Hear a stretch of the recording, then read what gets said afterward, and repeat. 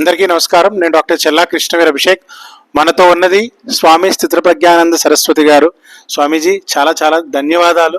నిజంగా మా ఆహ్వానాన్ని మన్నించి మీరు వచ్చినందుకు. గురూజీ, మా ప్రశ్న ఏంటంటే, యంగ్స్టర్స్ అందరూ ఎప్పుడూ విలన్స్కి అట్రాక్ట్ అవుతారు, నెగిటివిటీకి అట్రాక్ట్ అవుతారు. మీరు ఎప్పుడు చూసినా వాళ్ళు చూసేవి కూడా క్రైమ్, థ్రిల్లర్, హారర్. వాళ్ళు ఆడే గేమ్స్లో కూడా కంప్లీట్గా వైలెన్స్ ఉంటుంది. ఎందుకు గురుగారు? ఇప్పుడు మన బాలబాలికలు అంటే ముఖ్యంగా బాయ్స్ విలన్స్కి అట్రాక్ట్ అవుతారంటున్నారు. అది నిజమే. ఎందుకంటే మన లోపల 3 గుణాల కలయిక. ప్రతి వ్యక్తి, ప్రతి ప్రాణి 3 గుణముల కలయిక. అది ఏ యుగమైనా, ఏ కాలమైనా, ఎవరికైనా ఆ 3 గుణములలో హెచ్చు తగ్గులు అనేవి మన యొక్క సంస్కారమును, మన యొక్క నడవడికని, మన యొక్క బిహేవియర్ని నిర్ణయిస్తాయి. అదే మీరు చూడండి, శ్రీమద్ భాగవతంలో కూడా ప్రహ్లాదుడు ఉన్న సమయంలో కూడా అందరూ కూడా ఎక్కువ మంది బాయ్స్ అంతా కూడా అసుర ప్రవృత్తితో ఉండేవాళ్ళు. వాళ్ళందరూ హ్యాపీగా తాగుతూ తినేవారు, హ్యాపీగా హింసించడము, ఇతర ప్రాణులని జీవహింస చేయడం, అది ఆనందంగా. వాళ్ళు విలల్ని, రాక్షసుల్ని వాళ్ళనే ఫాలో అయ్యేవారు. కానీ ప్రహ్లాదుడి యొక్క హృదయస్థములో, ఆయన స్వభావములో సత్వగుణం మెండుగా అధికంగా ఉండడం వలన ఈ అసుర ప్రవృత్తిగా ఉన్నవారు ఆరాధించడం కంటే, అసుర ప్రవృత్తి ఉన్నవారిని స్ఫూర్తిగా తీసుకోవడం కంటే, శ్రీమన్నారాయణ అనే ఒక ఆనంద ఆమృత అనుభూతి కలిగినటువంటి శ్రీమన్నారాయణ పూజించడము, ఆయన పైన కీర్తించడము, శ్రవణం కీర్తనం విష్ణు స్మరణం పాదసేవనం అర్చనం వందనం దాస్యం శక్యమాత్మ నివేదనం అన్నట్లుగా ఆయన లోపల సత్వగుణం ఉన్నది కాబట్టి ఆ పూజ కూడా సాత్విక పూజ అవుతుంది. వాళ్ళు ఎవరిని ఫాలో అవుతారు? ఒక హనుమంతుణ్ణి, ఒక అర్జునుణ్ణి, ఒక శ్రీరాముణ్ణి, ఒక శ్రీకృష్ణుణ్ణి, ఇలాంటి వాళ్ళని ఇన్స్పిరేషన్ తీసుకుంటారు. అదే మన లోపల సత్వగుణం లేకపోతే అప్పుడేమవుతుంది? ఒక జరాసంధుడిని, ఒక రావణుని తీసుకుంటాం. అయితే ఇప్పుడు రామ, కృష్ణ, అర్జున, హనుమాన్ లేరు, రావణ, జరాసంధులు లేరు. ఇప్పుడు ఎవరున్నారు అంటే ఒక మంచి మహాత్ములు కానీ, ఒక మంచి సమాజంలో ఒక ప్రసన్న చిత్తముగా దయాశీలులు, దానగుణం ఉన్న వాళ్ళు ఉంటారు, కొద్దిగా గొప్ప ఉంటారు. మిగతా వాళ్ళంతా ఎవరు? అందరూ కూడా తమో గుణం, రజోగుణంతో నిండిపోయి ఉన్నారు. వాళ్ళు హీరోలు అవని, స్పోర్ట్స్ మ్యాన్లు అవని, బిజినెస్ మ్యాన్లు, వ్యాపారవేత్తలు కానీ, క్రీడాకారులు కానీ, సినిమా వాళ్ళు కానీ, ఎవరైనా సరే వారిలో ఉన్న గుణం ఏంటి? రజోగుణము, తమో గుణం అధికంగా ఉన్నాయి. అయితే పిల్లలు కూడా ఏంటి?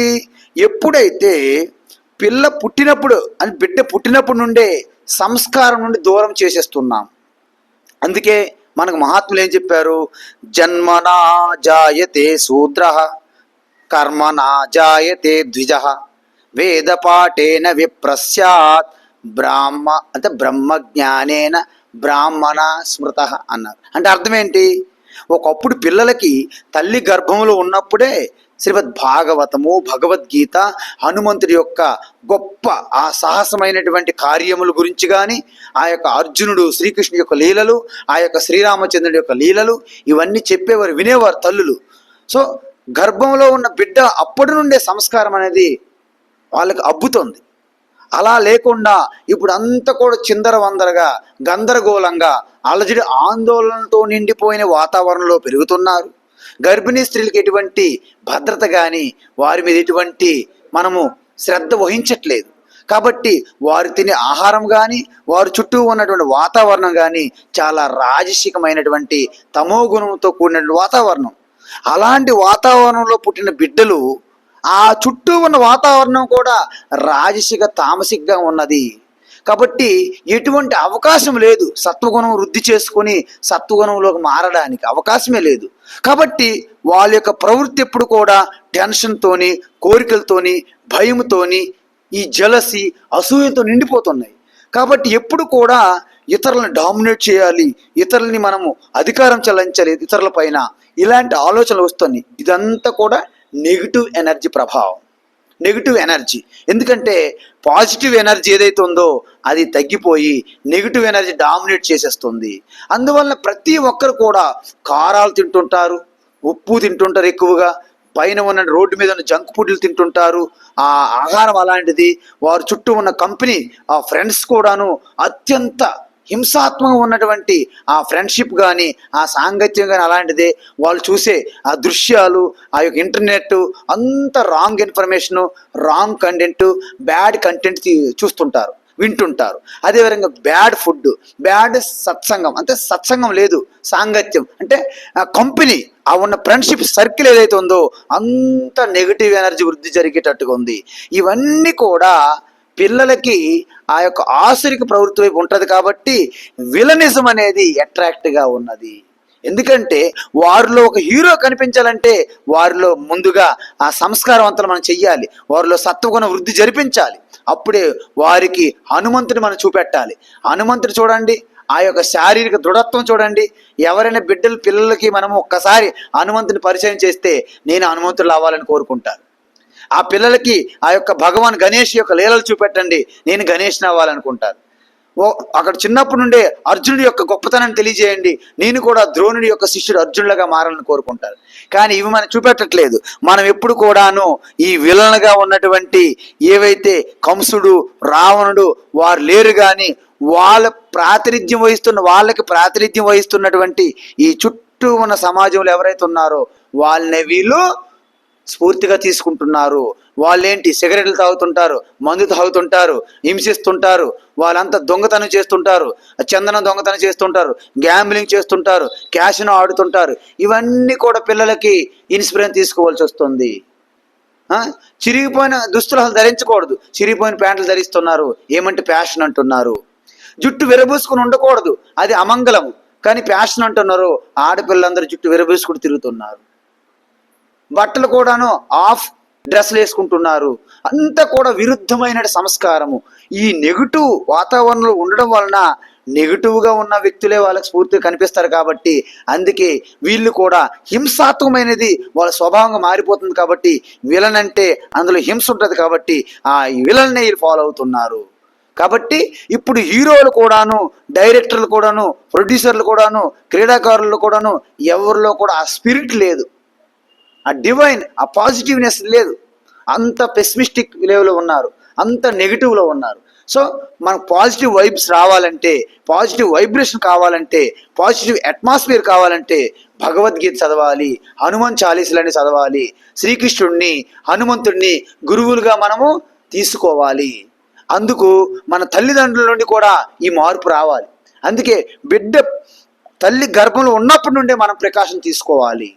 అందుకే చూడండి, అభిమన్యుడు అంతే, మహాభారత యుద్ధంలో హనుమంతుడు చివరికి అడిగారంట, ఈ యుద్ధం ఎలా జరిగింది, యుద్ధం ఏం జరిగింది, ఏం బాగలేదు అన్నాడంట. అదేంటి ఇంత గొప్ప యుద్ధాన్ని ఏం బాగలేదంటావా, కానీ ఇద్దరు యుద్ధం నచ్చింది నాకు అన్నారంట.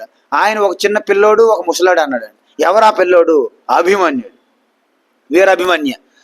అంటే తల్లి గర్భంలో సుభద్ర గర్భంలో ఉన్నప్పుడే అర్జునుడు ఏవైతే గొప్ప సత్సంగం జరిపారో ఆ యొక్క సంస్కారం అంతా అభిమన్యుడు వంట పట్టింది. అదేవిధంగా లీలావతి గర్భంలో ఉన్నప్పుడే ప్రహ్లాదుడికి ఆ యొక్క నారదుడి యొక్క ఆ యొక్క ఉపదేశం ఏదైతే వచ్చిందో సంస్కారం వంట పట్టింది. అంతెందుకు, మీరు పురాణాలు చెప్తున్నారు, శాస్త్రాలు చెప్తున్నారు, ఇప్పుడు ఎవరైనా ఉన్నారా అంటే ఈవేళ నేను ఒకటి చదివాను, ఒక ఆర్టికల్. ఒక కన్నడ హీరోయిన్, ఎవరో ఒక యాక్ట్రెస్, ఆవిడ తన బిడ్డ గర్భంలో ఉన్నప్పటి నుండే శ్రీకృష్ణునికి భక్తురాలు. ఆవిడ శ్రీకృష్ణుని పోలినట్టుగా ఆ భాగవతము, భగవద్గీత శ్లోకాలు వినేవాళ్ళంట. తర్వాత బిడ్డ పుట్టినప్పటి నుండి కూడాను ఆ శ్రీకృష్ణుడికి ఆకర్షణ అయిందట ఆ పిల్ల కూడా, బిడ్డ. అప్పుడు ప్రతి జన్మాష్టమి అప్పుడు కూడాను శ్రీకృష్ణుని యొక్క వేషం వేయిస్తున్నదట ఆవిడ. సో ఎంతో ఆనందంగా ఆ బిడ్డ కూడాను ఇప్పుడు చిన్నప్పటి నుండి ప్రహ్లాదుడిగా ఆ యొక్క శ్రీకృష్ణుని యొక్క ఆ రసామృత కర్ణామృతాన్ని అందుకోగలిగారు. ఈ మధ్య కాలంలో హైదరాబాద్లో ఒక డాక్టర్ ఉన్నారు, డాక్టర్ జయంతి రెడ్డి గారు, ఫేమస్ గైనకాలజిస్ట్. ఆ అమ్మగారు వాళ్ళ అబ్బాయి తల్లి గర్భంలో ఉండేటప్పుడు శ్రీమద్ భాగవతము, భగవద్గీత చాలా విన్నారంట. ఆ అబ్బాయి చూడండి చాలా క్రియేటివిటీగా, ఒక ఇన్నోవేటివ్గా ఉండడం మొదలెట్టాడంట, స్పిరిచువల్గా కూడా. ఈ మధ్యన ఒక మూవీ తీశారు, కల్కి. అది ప్రపంచంలోనే ఒక రికార్డ్ బ్రేక్స్ చేసింది అనమాట ఆ మూవీ. అదేవిధంగా తనకి ఇంకొక బిడ్డ పుట్టేటప్పుడు కొంత డిస్టర్బెన్స్గా ఉండేది లైఫ్లో. ఆ పిల్లకి ఆ స్పిరిచువల్ యొక్క సంస్కారం రాలేదని అమ్మగారు స్వయంగా చెప్పారు. ఇలా ఎంతోమంది ఉన్నారు. నేను కూడా ఒకరిద్దరికి గర్భిణీ స్త్రీల దగ్గరికి వెళ్ళి సత్సంగం చేశాను, కొన్ని విషయాలు చెప్పాను. ఎందుకు మనం ఇక్కడ నుంచి స్టార్ట్ చేయాలి అంటే, విత్తనం వేసినప్పటి నుండే మనం ఎలాగైతే క్షేత్రాన్ని, ఆ ఫీల్డ్ని ఎలాగ రెడీ చేసుకుంటామో, బిడ్డ తల్లి గర్భంలో ఉన్నప్పటి నుండే మనం ప్రారంభించి సంస్కారం ఇచ్చినట్లయితే ఈ విలనిజం నుండి మళ్ళీ హనుమంతుడు, మళ్ళీ అర్జునుడు, ఒక కర్ణుడు, సూర్యపుత్ర కర్ణ, అర్జునుడు గాంధీవదారి, హనుమంతుడు, ఇలాంటి శ్రీరామచంద్రుడిని ఇలాంటి స్ఫూర్తి తీసుకునే విధంగా మనం తయారు చేయాలంటే తల్లి గర్భంలో ఉన్నప్పటి నుండే మనం సంస్కారం అందించాలి. అప్పుడు తల్లిదండ్రుల్లో ఉన్నటువంటి ఆ సాత్వికమైనటువంటి స్వభావము, ఆ చుట్టూ ఉన్న వాతావరణము, అప్పుడు బిడ్డల్లో కూడా ఈ హింసాత్మకమైనటువంటి ఈ నెగిటివిజము, ఈ విలనిజం వైపు వెళ్ళరు. కాబట్టి మనం ముందు నుండే ప్రికాషన్ తీసుకోవాలి.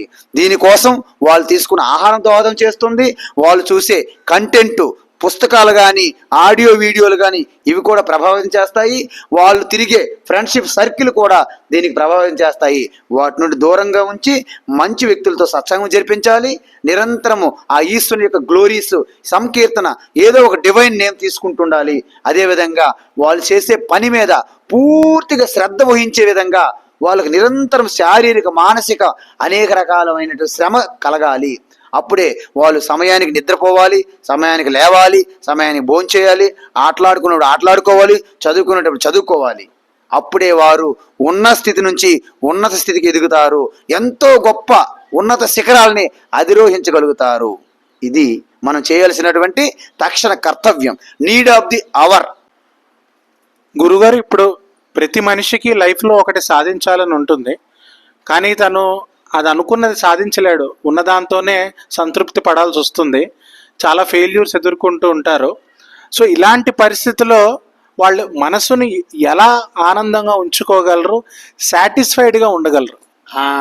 ఇది చాలా మంచి ప్రశ్న.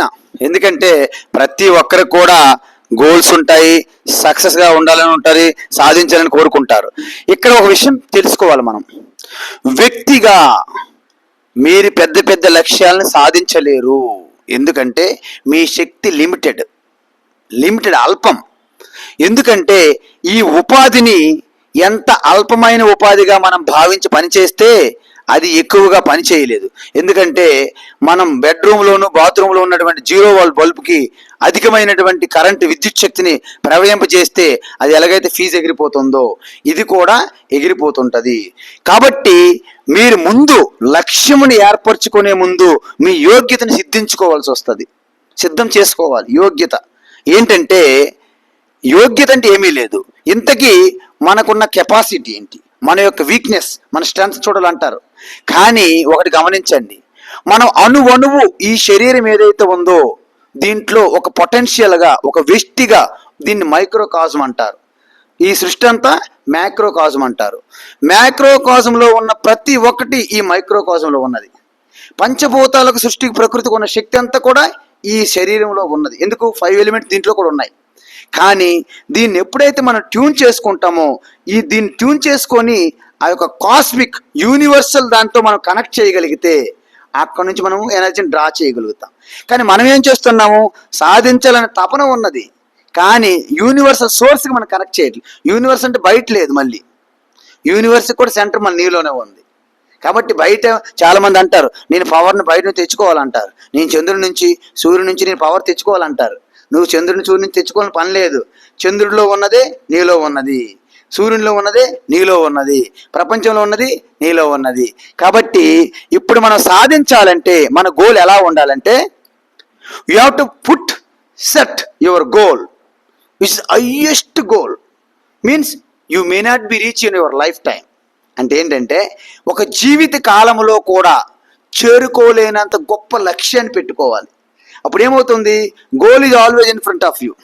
You always strive, inspire and strive to reach the goal, minute to minute, moment to moment. అప్పుడు ఎవ్రీ మూమెంట్ ఫ్రెష్గా, పాజిటివ్గా, ఆప్టమిస్టిక్గా you strive to reach the goal. Then you never stop. What is that goal? You are the divine ultimate infinity power within you. That is your goal. Then you just expand these 5 elements with whole universe, nature. Then see మనకేమవుతుందంటే ప్రకృతిలో ఉన్న శక్తి అనంతం. ఒక earthquake వచ్చింది అనుకోండి, ఎవరైనా ఆపగలరా? అదే మనం ఓ బండరాయిని కూడా తోయలేం. అంటే అర్థం ఏంటి? మీరు ఎప్పుడైతే ప్రకృతితో లయం అవుతారో, అనుసంధానం అవుతారో, ప్రకృతికి ఉన్న శక్తులన్నీ మీలో ప్రకటమయ్యే అవకాశం ఉంది. ప్రకృతిలో ఉన్న శక్తులన్నీ మనలో ప్రకటన అవుతాయి. కానీ ఎప్పుడైతే మళ్ళీ నేనే సిద్ధులు చూపిస్తాను అన్నారనుకోండి, మళ్ళీ మీరు పతనం అయిపోతారు, వైకుంఠ పాలేలాగా. ఎందుకంటే ప్రకృతి అంతా హోల్ సమష్టి కదా, ఇండివిజువల్గా క్లెయిమ్ చేస్తున్నావు, అది రాంగ్ అన్నారు.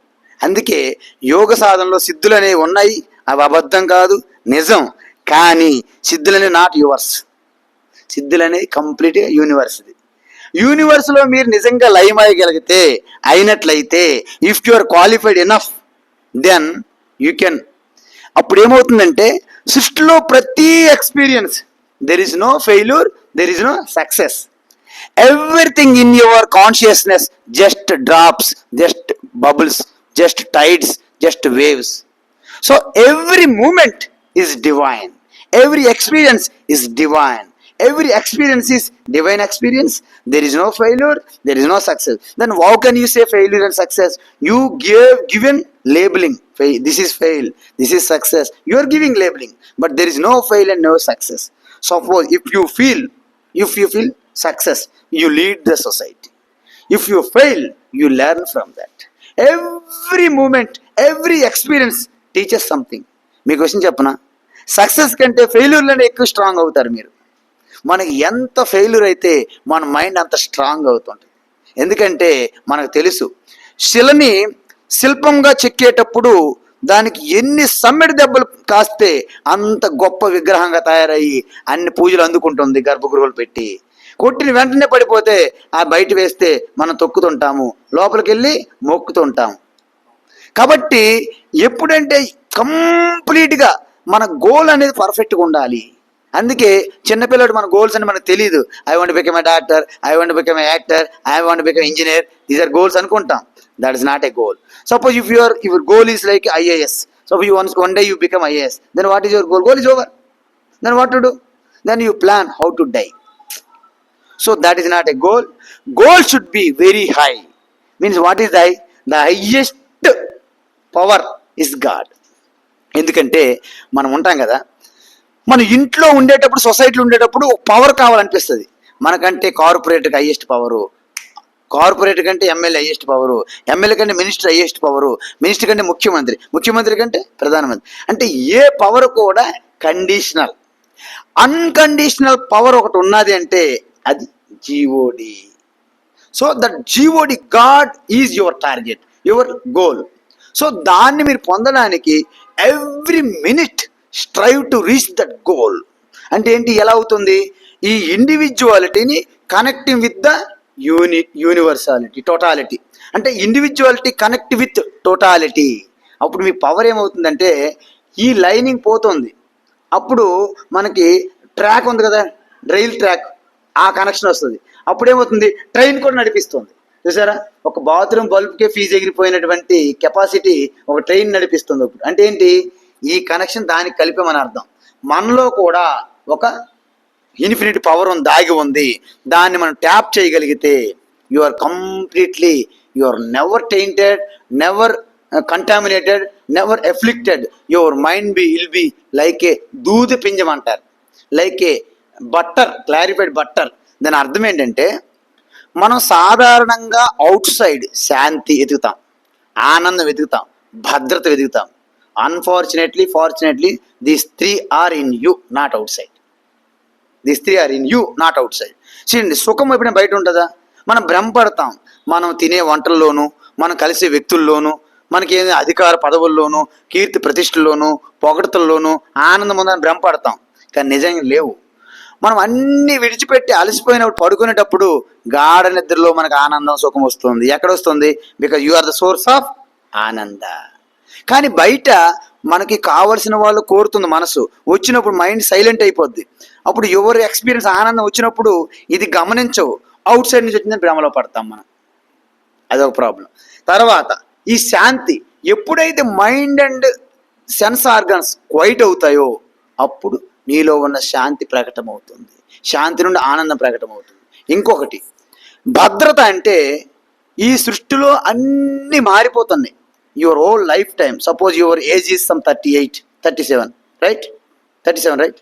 Okay, suppose 7 years of your చైల్డ్హుడ్లో మీకు ఏమి అవగాహన లేదు, కానీ 30 years మీకు అవగాహన ఉంది కదా. ఈ 30 yearsలో మారకుండా ఏమైనా మిగిలిందా? ఏం మిగిలింది? అంత మారిపోయింది. మారింది ఒక్కటే, నేను అనేది.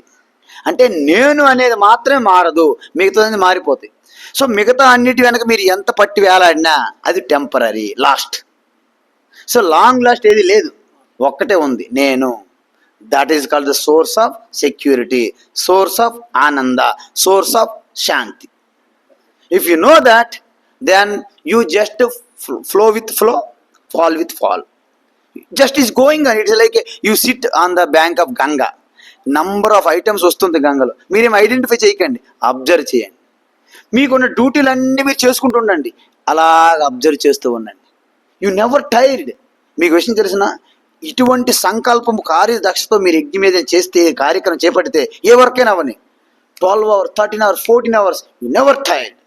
కానీ నేనే చేసేస్తున్నానని ఒక సబ్జెక్ట్ అంటే ఒక డూయర్షిప్ పెట్టుకొని, కిరీటం పెట్టించుకొని నేను కర్తను అని పెట్టుకోండి, గంట చేసి అలసిపోతాం. Tired, dog tired.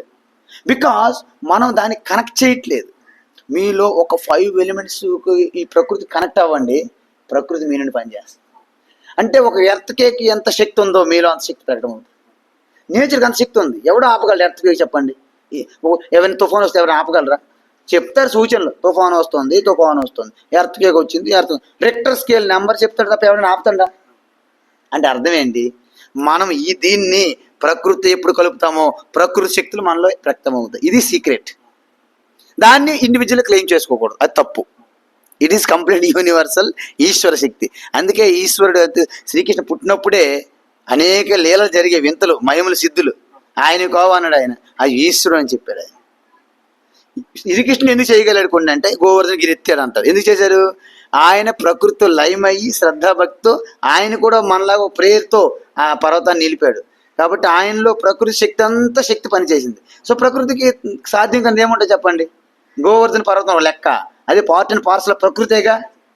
అది జరిగింది, ఇది తెలుసుకోవాలి మనం. కాబట్టి సాధించాలని తపన ఉన్నవాడు ఇంతకీ నిజానికి నేను ఎవరు అని తెలుసుకోవాలి. ఎందుకంటే మనం ఒక ట్రాక్ మీద రైలు నడిపించాలనుకుంటాం, కరెంటు, కానీ తనకు తగ్గట్టుగా వైరింగ్ లైనప్ చేయాలి కదా. అదేవిధంగా మన లక్ష్యానికి మన శక్తిని రెడీ చేసుకుని సిద్ధం చేసుకోవాలి. క్షేత్రాన్ని సిద్ధం చేసుకొని ఎలాగైతే మనం వరి నాడులు వేస్తామో, విత్తనాలు వేస్తామో, ఆ విధంగా మన యొక్క యోగ్యత, మన క్షేత్రం, మన ఫీల్డ్ సిద్ధం చేసుకొని ఉంటే అప్పుడు మీకు అంత స్పోర్టింగ్ స్పిరిట్ అంటారు చూసారా. ఓడిపోయిన వాళ్ళు, గెలిచిన వాళ్ళు 2 లాభాలు ఉంటాయి. టెన్నిస్ ఆడారనుకోండి, ఇద్దరికి ఆరోగ్యం వస్తుందా లేదా ఆడినందుకు? సరే, గెలిచిన వారికి పథకం వస్తుంది, ఓడినందుకు రాదు, అది సెకండరీ బెనిఫిట్. ఫస్ట్ బెనిఫిట్ ఏంటి? Health, physical health is okay కదా. అందువలన ఓడినా గెలిచినా నాకు సంబంధం లేదు, నా రిజల్ట్ నాకు వచ్చింది అనుకున్నారు అనుకోండి, ఫీల్ అవ్వరు. కానీ పథకం మీద దృష్టి పెట్టి ఆడారనుకోండి, అప్సెట్ అవుతారు.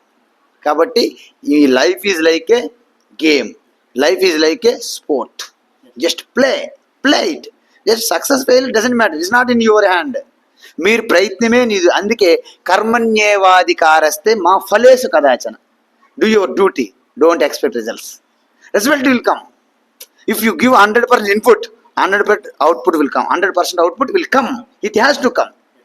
But while thinking input giving, you thinking your output, your input will become 40, 30, 20. Result ఎంత వస్తుంది? అంతే వస్తుంది.